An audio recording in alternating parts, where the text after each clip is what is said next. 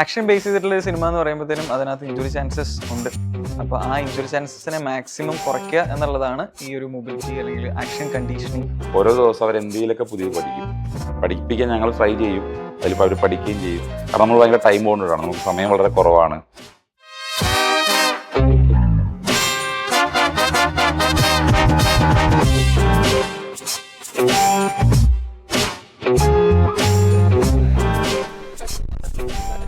Hi, എൻ്റെ പേര് Davis. ശതാപച്ച് എന്ന മൂവിയിലെ ആക്ഷൻ കണ്ടീഷനിങ് കോച്ചാണ് ഞാൻ.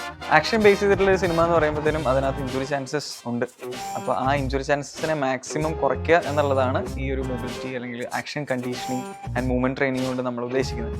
അവർക്ക് ചെയ്യാൻ സാധ്യതയുള്ള എല്ലാ മൂവ്മെൻറ്റുകളും നമ്മൾ പ്രീ ട്രെയിൻ ചെയ്യിപ്പിക്കും. ഇപ്പോൾ റോളുകളാണെങ്കിലും അല്ലെങ്കിൽ കിക്സ് ആണെങ്കിലും പഞ്ചസ് ആണെങ്കിലും എല്ലാ വിധത്തിലുള്ള മൂവ്മെൻറ്റ്സും നമ്മൾ പ്രീ ട്രെയിനിങ് ചെയ്യിപ്പിക്കുന്നുണ്ട്. സോ ഈ പ്രീ ട്രെയിനിങ് ചെയ്യിപ്പിക്കുമ്പോൾ അവരുടെ ബോഡിയിൽ ബോഡി അവയർനെസ് എന്നുള്ള ഒരു കമ്പോണൻറ്റ് കയറും. WWE കോൺസെപ്റ്റിലുള്ള റെസ്ലിംഗ് പാറ്റേൺ ആണ് നമ്മുടെ സിനിമയിൽ യൂസ് ചെയ്യുന്നത്. സോ ആക്ച്വലി ഇതൊരു ഫ്രീ സ്റ്റൈൽ ഫൈറ്റിംഗ് അപ്രോച്ചാണ്. ഓരോ ആക്ടേഴ്സിനും ഡിഫറെൻ്റ് ആയിട്ടുള്ള ഒരു യുണീക്ക് ആയിട്ടുള്ള സ്റ്റൈലുകളുണ്ട്.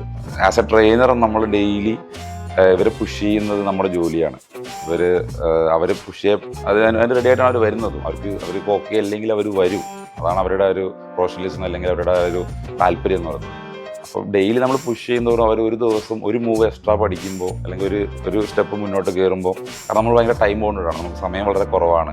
കാരണം ഇവർ പ്രൊഫഷണൽ ആൾക്കാരല്ല, അതായത് സ്റ്റണ്ട് ഈ പറഞ്ഞ റെസ്ലിംഗ് പ്രൊഫഷണൽ ആൾക്കാരല്ല, നമുക്ക് സമയം വളരെ കുറവാണ്. അപ്പോൾ ആ സമയത്തിൽ വളരെ ചുരുങ്ങിയൊരു ടൈം പീരീഡ് കൊണ്ട് ഇത്രയും പഠിച്ചെടുക്കാനുള്ള മനസ്സ് അവർക്കുണ്ട്. അത് നമ്മൾ പുഷ് ചെയ്യുന്നതോറും ഡെയിലി അവർക്ക് ഒരു ചെറിയൊരു മൂവ് എക്സ്ട്രാ കിട്ടുമ്പോൾ അല്ലെങ്കിൽ ഒരു പ്രോഗ്രഷൻ എക്സ്ട്രാ കാണുമ്പോൾ ആസ് എ ട്രെയിനർ എനിക്ക് ഭയങ്കര ഹാപ്പിയാണ്.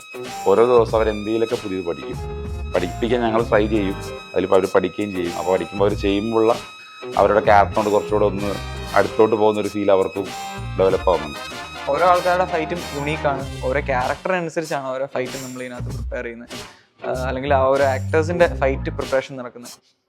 അപ്പോൾ ആ രീതിയിൽ വളരെ സയൻറ്റിഫിക് ആയിട്ടാണ് നമ്മൾ ഇതിനകത്ത് നമുക്ക് ഓരോ ട്രെയിനിങ്ങും ഇൻക്ലൂഡ് ചെയ്തിരിക്കുന്നത്. അതുപോലെ തന്നെ ഓർഗനൈസ്ഡ് ആണ് കുറച്ച്.